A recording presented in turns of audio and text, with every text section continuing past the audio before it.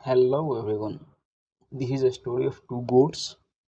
Once upon a time, एक समय की बात है. There was a village. एक गांव था.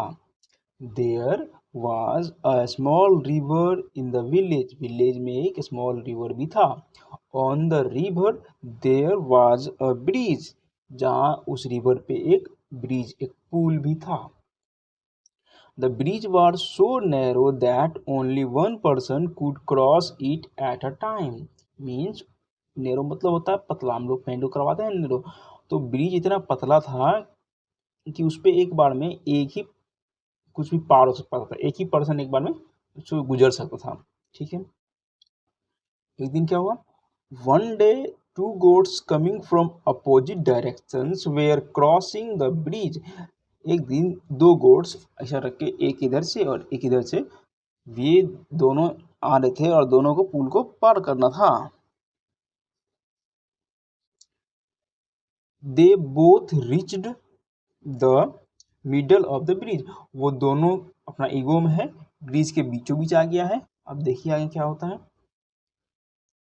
Please get out of my way. The first god said. पहले गॉड ने क्या बोला? चलो मेरे रास्ते से हट जाओ.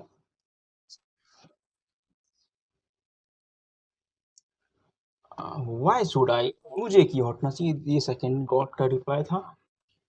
You get out of my way. तुम मेरे रास्ते से हट जाओ. The other goat one said. The other one said. They both started fighting. वो दोनों आपस में लड़ने लगे. सून मतलब होता है जल्दी ही. They lost balance and fell into the river. वो दोनों आपस में लड़े और दोनों का बैलेंस गड़बड़ हो गया और दोनों नदी में गिर गए. Yet another day two other goats were crossing the river. दूसरे दिन दो और गोट्स थे जो कि रिवर क्रॉस कर रहे थे, सेम उसी नैरो पूल से. They both were also coming from opposite direction. वे दोनों भी अपोजिट डायरेक्शन से आ रहे थे. They both reach the middle of the bridge. वो दोनों ब्रिज के बीचों बीच में आ गए. ठीक वैसे जैसे पिछले स्टोरी में इधर था. यहाँ भी दो गोट आया और दोनों गोट ब्रिज के बीचों बीच आ चुके हैं. How can we both cross the bridge. ये लोग अब सॉल्यूशन ढूंढ रहे हैं कि हम लोग कैसे ब्रिज को पार कर सकते हैं. पहले वाले गोट में अकर था, वो लोग सॉल्यूशन फाइट ढूंढ रहे थे और यहाँ पे क्या ढूंढ रहे हैं? Solution. How can we both cross the bridge. कैसे हम दोनों ब्रिज को पार कर सकते हैं. The first goat said. पहले गोट ने बोला. I have an idea.